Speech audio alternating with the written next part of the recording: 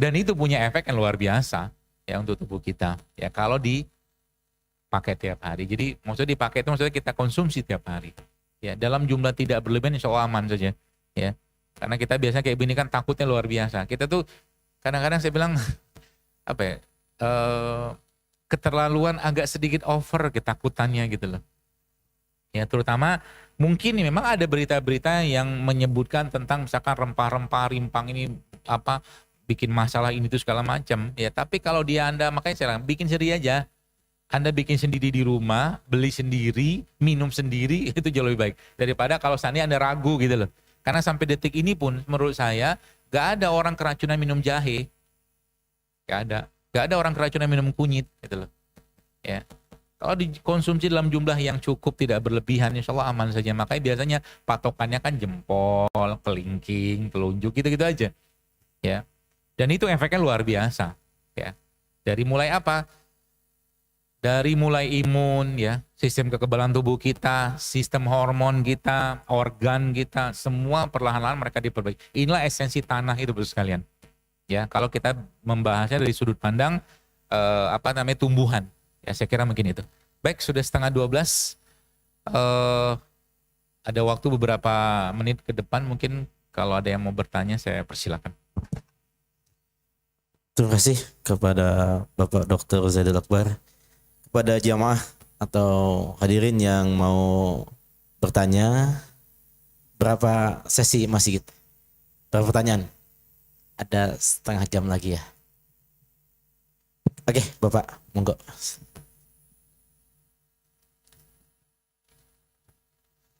Terima kasih. Bismillahirrahmanirrahim. Assalamualaikum warahmatullahi wabarakatuh. Waalaikumsalam. Saya sebelum nanya saya mau cerita sedikit nih, Dok. Saya 6 bulan yang lalu itu kena hipertensi sampai 210 dan itu punya efek kata dokter efek ke klep jantung saya dan ada penurunan fungsi ginjal.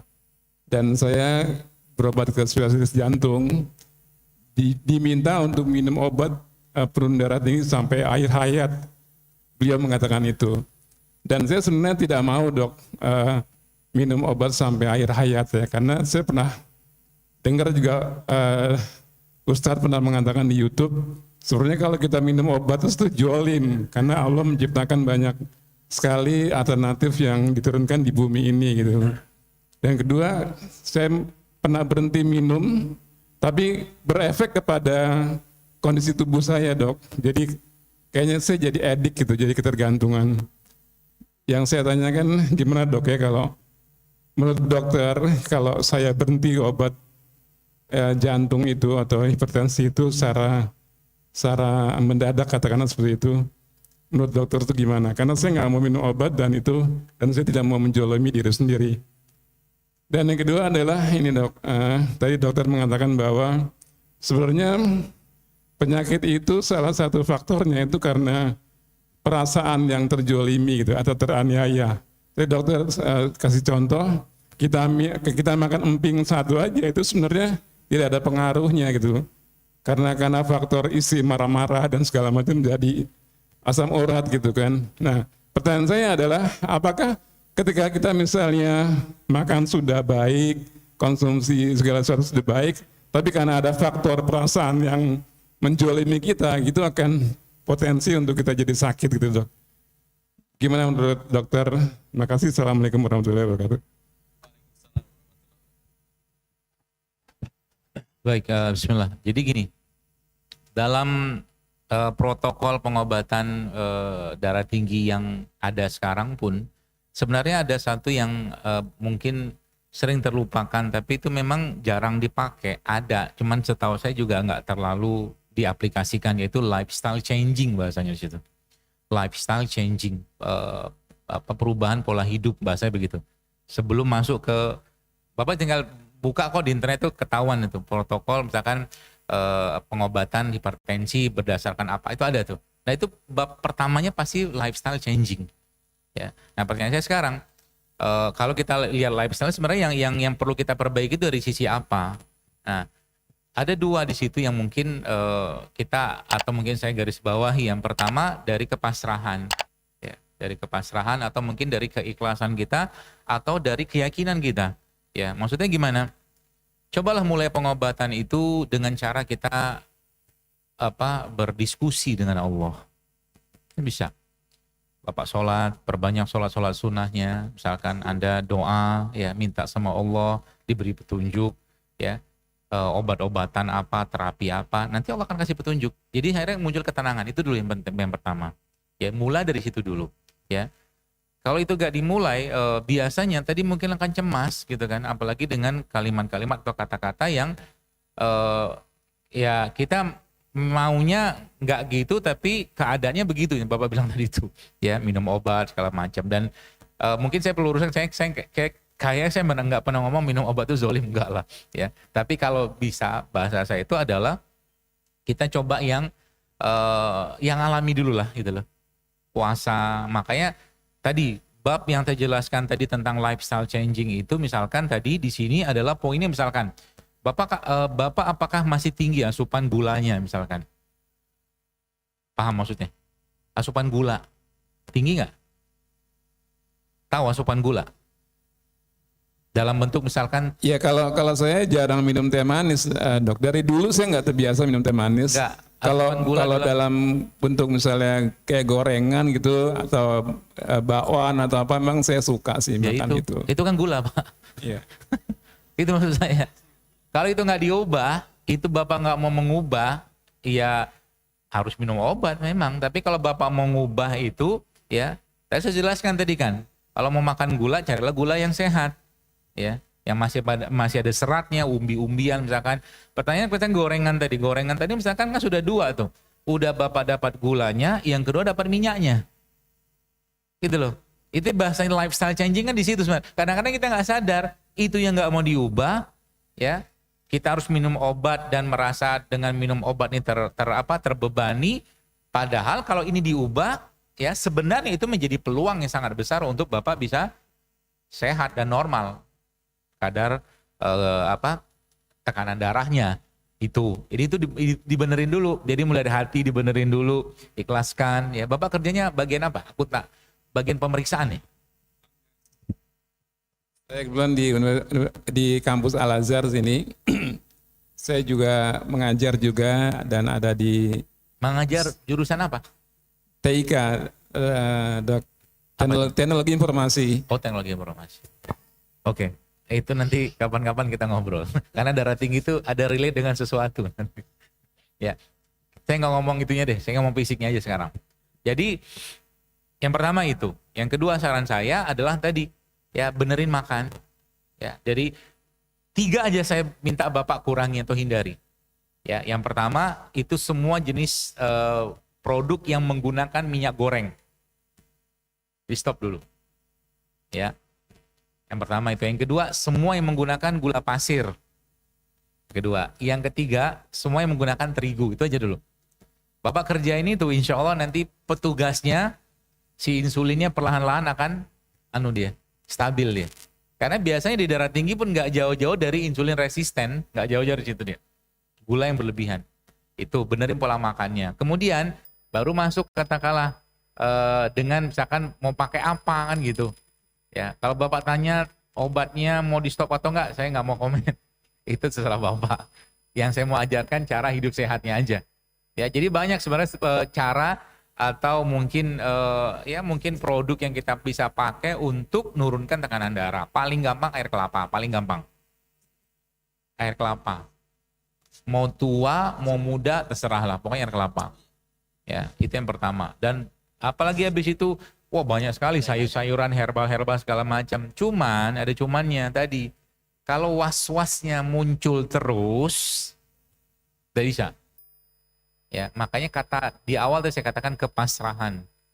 Ya, kepasrahan itu harus kuat banget gitu kan. Karena memang ya dalam bahasanya syariat kita itu sembuh dari satu penyakit bukan karena obat, bukan karena orang yang ngobatin, bukan karena teknologi, tapi karena Allah yang sembuhkan. Itu poinnya. Supaya jangan kita merasa sombong, ya. Minum ini, makan ini, berobat sama si fulan, apapun lah, mau terapi apapun, jangan rasa, karena Allah udah kasih tahu faiza atau waiza maritu fahuwa yashfin. Kalau aku sakit, Allah yang sembuhkan, kata Allah kan gitu. Itu. Kemudian apa lagi? Air kelapa bisa tuh. Bunga telang itu cepat, termasuk yang bisa Anda pakai, bunga telang. Tahu ya? Yang ungu itu juga bisa buat darah tinggi tuh. Apalagi seledri juga bisa. Ya, seledri itu juga bisa. Kalau daun sukun dok, teh daun sukun Bisa juga. Bisa ya, Salam Dok? pun bisa. Daun salam, ya. Daun salam tahu kan? Juga bisa. Kunyit pun bisa. Jadi sebagian besar itu yang daun-daun atau rimpang-rimpang itu punya efek hipotensif sebagian. Ya makanya kemarin ada seorang ibu tuh pas dia mampir ke ke kafe gitu kan dekat rumah itu. Ada kafe, saya bikin kafe kecil-kecilan buat minum rimpang. Jadi minum makan sehat gitu lah. Namanya kafe JSR.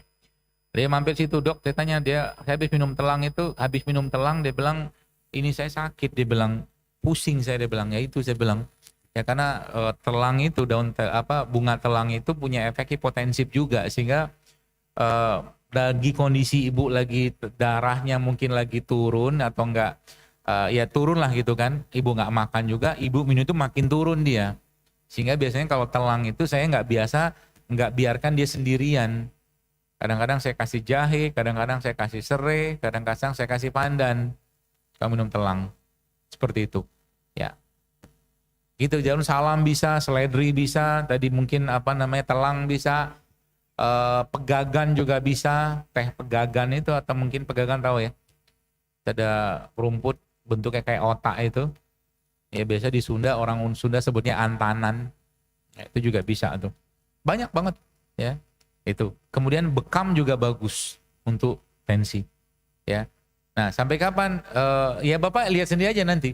Ya sebenarnya ya dokter dokter yang sejati lah katakanlah gitu kan, dokter yang pengen pasiennya sembuh kan gitu.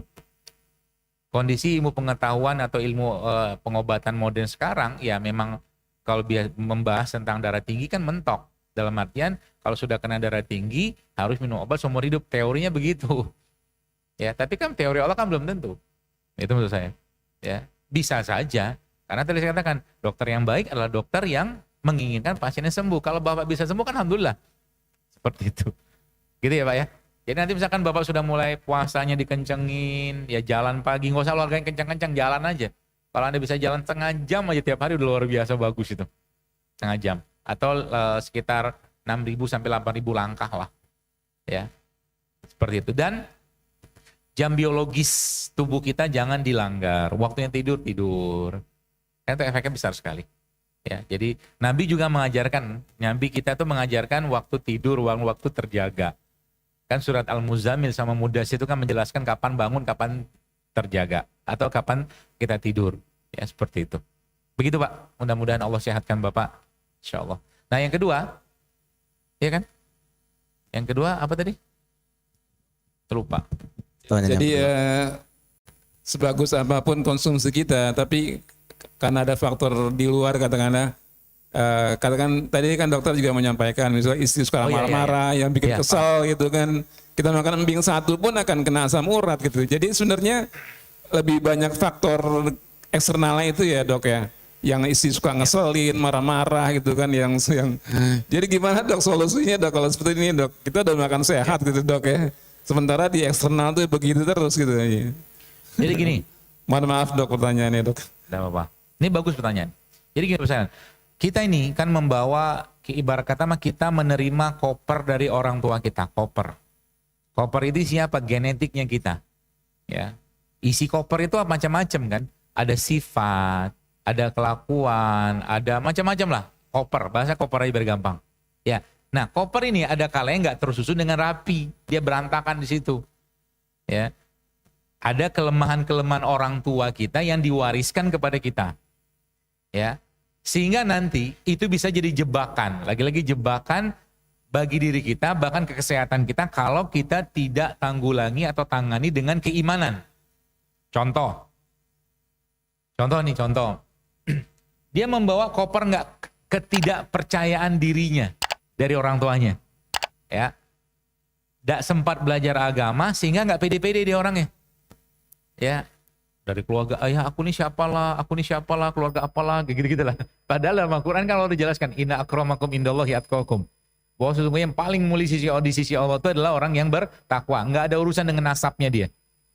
Ya, itu anunya Quran, bahasanya Quran. Tapi ya, ketika ketika dia tidak terinstal bahasa kepedean karena syariat, karena iman tadi itu, maka ketika ada serangan yang sifatnya menyinggung kepercayaan diri tadi, dia bisa bermasalah. Paham maksudnya? Tapi kalau dia bawa koper dari orang tuanya, koper nggak pede, ya, koper nggak pede itu, dan dia katakanlah tadi tidak tertangani dengan syariat, tadi bersama. Tapi kalau tertangani dengan syariat, ya, tidak tertangani, dia bisa masalah. Tapi kalau tertangani aman dia. Contoh nih begini, ini prinsip ya misalkan ya. Kita nggak ada urusan dengan keluarga kita dari keluarga latar belakang apa segala macam. Tapi karena dia ngerti ilmunya secara syariat, dia nggak ada urusan dengan semua perkataan orang. Dan bahkan dia bahagia kalau ada orang yang ngomongin dia. Kenapa? Dia ngerti tentang bab, tentang dosa fitnah atau ghibah. Ada orang ngomongin dia tentang jelek-jelek tentang dia misalkan. Karena dia tidak punya bekal syariat atau punya bekal syariat, gak ada urusan. Dia katakan, kok lu salam perdamaian, gak ada urusan saya. Ente mau ngomong jelek tentang saya dan saya gak suka dan itu benar, itu namanya ghibah. Gak benar namanya fitnah. Selesai. Ya. Tapi ya tadi yang jadi masalah adalah ketika tidak tercover dengan syariat tadi. Syariat itu maksudnya apa? Keilmuan, kepahaman dia, keimanan dia. Sehingga nanti semua kata-kata tadi menjadi beban untuk dirinya. Sehingga nanti penyakit diabetes itu, penyakit darah tinggi itu bukan cuman, oke orang bilang kan ini keturunan. Coba lihat, adakah karakter dari orang tuanya yang sama yang mengalir ke anak-anak keturunannya dengan penyakit yang sama? Biasanya ada. Bukan biasanya, confirm ada. Paham maksudnya? Ketika ada ibunya, oke bapaknya kena diabetes, ya. Dulu kakeknya juga ada diabetes. Coba lihat kesamaan sifat dari orang ini, ketemu tuh nanti. Karena itu koper, isi koper. Ya. Banyak tuh ceritanya itu, Pak, ya. Jadi artinya apa? Dia bisa bereaksi atau tubuh kita itu bisa berespon, bisa juga tidak. Ya. Makanya pentingnya kita menguatkan diri kita secara keimanan, secara keilmuan, syariat seperti itu supaya apa? Godaan-godaan kayak begitu tuh, atau mungkin godaan, ucapan-ucapan, lontaran-lontaran kelam itu nggak ngefek. Ya. Contoh mungkin begini. Ini contoh mungkin kalau kita bicara tentang kecurigaan. Kecurigaan. Orang curiga tuh bukan hanya curiga aja, misalkan dia nggak percayaan sama sesuatu, orangnya nggak bisa percaya sama orang. Susah percaya sama orang. Ya. Ya jadi kalau ini yang ngomong ini bener nggak sih gitu kan? Misalkan nih ketemu orang ini yang apa yang diomong ini dasarnya apa ya? Nggak percaya terus gitu kan? Itu kan was-was. Itu bawaan biasanya. Bawaan dari koper yang dia bawa dari orang tuanya. Ya. Sehingga salah satu caranya apa? Husnuzon saja, baik sangka saja.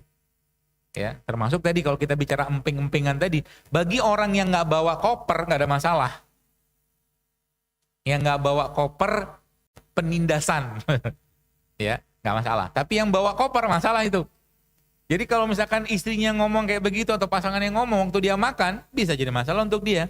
Tapi kalau dia nggak bawa koper, mau ngomong apa nggak ada urusan saya. Asal satunya apa? Dia nggak curiga sama si empingnya. Maka kalau makan tuh jangan curiga. Bahasa curiga nih, contoh gini.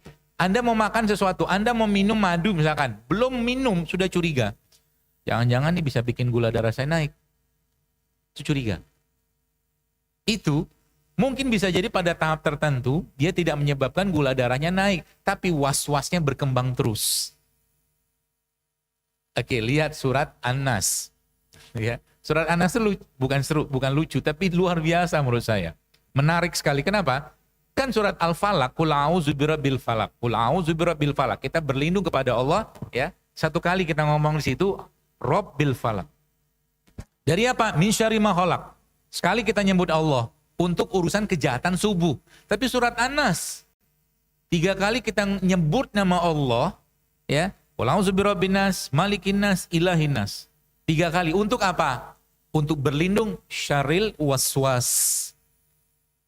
Kejahatan ini itu lebih dahsyat sebenarnya, ya, daripada kejahatan di luar sana. Ini kejahatan, ya. Jadi hati-hati dengan itu. Maka kita dibentengi, disuruh Nabi katakan zikir pagi petang itu bentengnya kita, kata Rasulullah. Ya. Dan ada surat itu kan kita baca di pagi dan petang itu. Ya. Supaya apa? Was-wasnya hilang. Dan tidak akan ada ruginya kita husnuzon dengan sesuatu, nggak akan ada ruginya. Ya. Dan biasanya penyakit-penyakit yang berhubungan dengan jantung itu ceritanya panjang. Mulai dari cinta juga masuk di situ, mulai dari percayaan terhadap orang, curiga juga masuk gitu. Emosinya ada. Coba Pak bermuhasabah. Kira-kira apa? Minta dirilis sama Allah, dibersihkan. Ya. Bagaimana cara bersihkannya? Salah satu pakai Quran. Caranya gimana? Waktu Bapak baca Quran misalkan gitu kan, diam dulu sebentar, duduk tenang sebentar, lalu merevisi atau memperbaharui niat. Baca Quran memang karena Allah, untuk Allah segala macam itu udah jelas. Itu settingan utamanya. Ya, tapi habis itu boleh kita minta yang lain, boleh. Ya Allah, semoga dengan Al-Quran yang aku baca ini, Engkau hilangkan penyakit was-wasku. Boleh? Boleh. Karena kan janji Allah bahwa Al-Quran itu kan syifa. Boleh. Sehingga nanti itu akan memutus rantai-rantai penyakit yang nanti akan terjadi ke depan, termasuk kita meminta kepada Allah untuk mengampuni dosa-dosa leluhur-leluhur kita yang mewariskan koper-koper yang tadi itu. Bisa diminta. Karena kita nggak bisa akses. Salah satu yang kita bisa akses, satu-satunya adalah dengan doa. Ya Allah, ampuni kesesatan mereka, ampuni kelemahan mereka, ampuni kekurangan mereka, dan pada diriku ya Allah perbaiki sehingga anak keturunanku jauh lebih baik, sehingga nanti penyakit keturunan itu bisa di stop. Itu babnya. Seperti itu. Oke, selanjutnya satu lagi ya. Oke, Ibu, enggak. Mas Tewe.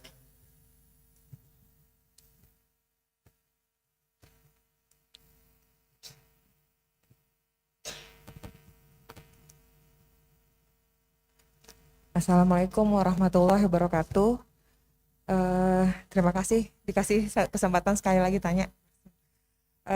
Gini dokter, saya mau tanya sedikit perihal ibu saya ada penyakit Parkinson.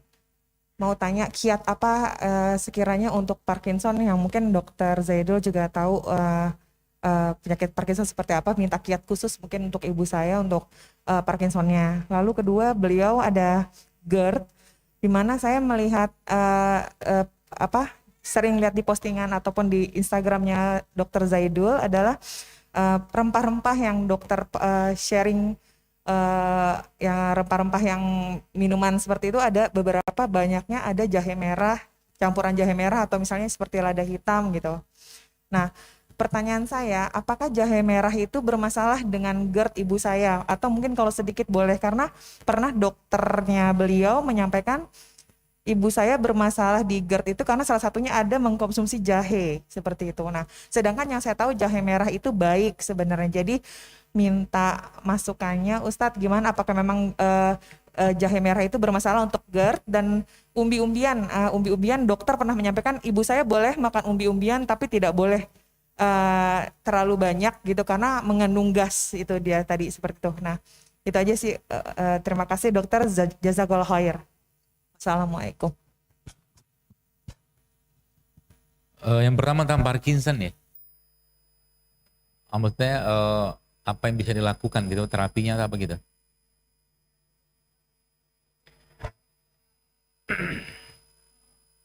Ya. Baik, saya itu sangat memegang kaidah dan memang harus beginilah harusnya kita ya, bahwa jadikan Al-Quran itu sebagai penyembuh utamanya kita. Jadikan Al-Quran sebagai penyembuh utamanya kita. Ya. Kalau ditanya untuk misalkan Parkinson seperti ini, maka jawaban saya ya bacakan Quran kepada beliau. Ya. Kalau bisa anak-anak beliau sambil dipegang kepala beliau. Kayak gini gitu ya, lo bacakan. Ayat-ayat apa yang dibaca atau mungkin surat-surat apa? Surat yang paling banyak dibaca atau mungkin dianjurkan untuk dibaca dalam ruqyah. Ini kan bentuknya kayak semacam ruqyah ya. Tapi ini babnya bukan cuma urusan jin, bukan. Ya, tapi ruqyah dalam memang kita meminta kepada Allah agar Al-Quran itu berfungsi sebagaimana yang Allah sebutkan dan janjikan, itu syifa. Ya, sambil dibaca, bagusnya memang anaknya ya. Sambil dibaca dan niatkan dalam hati, memang kita meminta kepada Allah dengan kesembuhan melalui Al-Quran dengan Anda pegang kepalanya baca. Nah, itu yang paling bagus. Ayat-ayat biasanya kalau nggak Al-Baqarah, Ali Imran. bacanya terus ya, dengan keyakinan tentunya. Itu yang pertama. Yang kedua, ayat-ayat atau mungkin bacaan-bacaan ruqyah yang dianjurkan Nabi SAW. Itu juga bermanfaat. Karena Al-Quran itu, ya ini kemarin ada juga kasus seperti itu, kebetulan ada teman ya, sahabat saya itu ibunya sakit. Diagnosa markernya itu kanker ovarium, markernya. Tapi di MRI nggak ada. Gitu kan. Jadi kayak ada dompleng antara diagnosa sama tampakan fisiknya, ya. Ya bukan kita mencurigai apapun, bukan, tapi ya saya mencoba mengambil sisi yang lain aja. Kalau gitu coba diruqyah dulu, saya bilang. Ya. Ternyata setelah diruqyah ada perbaikan, ibunya lebih tenang segala macam. Jadi yang kita cari kan ketenangan sebenarnya, ya. Jadi itu salah satunya. Jadi dengan Al-Qur'an atau mungkin bacaan-bacaan ruqyah yang disebutkan atau dijelaskan atau diajarkan Nabi SAW, itu dibaca tiap hari. Ya, tiap hari. Dan harus dengan keyakinan, itu yang pertama. Jadi yang kedua apa? Dalam bentuk fisik. Dalam bentuk fisik yaitu apa? Zam-zam. Sudah pernah pakai zam-zam belum? Zam-zam itu kata Nabi kan 5 syuribala, dia sesuai dengan apa yang kita niatkan. Jadi minumkan itu kepada ibunya dengan niat untuk kesembuhan beliau, ya, dengan zam-zam tadi. Berapa banyak minumnya? Kalau yang saya pelajari dari berbagai macam kisah-kisah para ulama itu sampai kenyang. Minum zam-zamnya sampai kenyang. Ya, itu. Nah, itu yang kedua. Yang ketiga apa yang kita bisa lakukan untuk mengobati penyakit seperti nutrisinya yang berhubungan dengan otaknya itu. Tapi biasanya sampai jam berapa ya? Sampai zuhur. 5 menit lagi. Ya, biasanya itu pasti ada kaitan dengan masalah di pencernaan kan? Pasti, nggak mungkin nggak.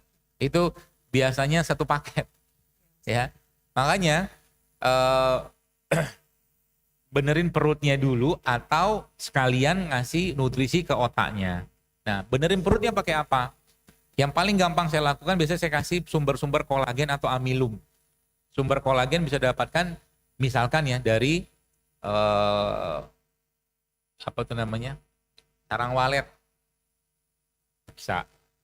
Kalau atau mungkin juga dari rumput laut, kolang-kaling gitu, serat-serat tinggi itulah. Itu yang pertama. Lalu yang kedua bakterinya. Kasih probiotik ke beliau. Yang nanti digunakan untuk mensupport bakteri yang ada pada lambungnya. Terus sumber amilum karena lambungnya bermasalah, maka berikan nutrisi yang gampang dicerna oleh lambungnya tanpa banyak pengolahan. Biasanya saya sarankannya itu air tajin. Air tajin. Bukan air cucian beras ya, air tajin. Tapi berasnya beras organik. Jadi nanti berasnya itu jadi kan sekarang sudah banyak kok slow cooker namanya. Slow cooker itu kan air tajinnya turun tuh, ambil itu. Ya, tapi berasnya organik. Mau pakai hitam boleh, coklat boleh, putih boleh, mana aja, tapi penting organik. Ya, nanti air tajin diminum. Nah, kasih madu sedikit sama di situ, nah dikit aja. Ya, kasih minum beliau 3 kali sehari. Sama ada satu lagi yang kita bisa pakai untuk benerin lambung itu yaitu gamat teripang. Itu. Nanti di browsing aja. Itu insya Allah membantu ya. Nah, biasanya saya juga seneng ngasih yang sumber-sumber kolagen dari produk-produk yang biasa banyak dibuang orang. Salah satu contohnya adalah ceker ayam. Ceker ayam itu nanti dibikin kayak bone broth, ya, kaldu tulang tapi pakai ceker ayam. Nanti dikasih bumbu, rempah segala macam, itu airnya kasih beliau. Itu buat lambungnya oke banget. Ya, seperti itu. Lalu nutrisi buat otaknya. Ya, nutrisi sebagian besar saya tahu akan diwarnai oleh lemak-lemak yang sehat. Zaitun, ya mungkin alpukat, ya, atau mungkin VCO sebagai sumber lemak juga bagus itu. Kemudian juga tadi kalau beliau masih bisa ngunyah, ya, tadi makan kelapa gitu juga bagus tuh dikunyah. Ya, ada enzimnya dapat, seperti itu juga bagus. Atau juga sumber-sumber omega 3. Ya, ikan-ikanan. Kalau ikan biasa saya paling suka yang paling gampang itu gabus. Ya. Dan ini dok, alhamdulillah ibu saya suka dengan tempe yang dokter saya suka beli di kebun sehat. Oh siap, Masya Allah. Buah-buahan dengan sayurannya, ya alhamdulillah. Jadi itu sumber-sumber omega 3 kalau nggak gabus, kalau nggak toman kalau ada. ikan toman. Tapi gabus cukup lah.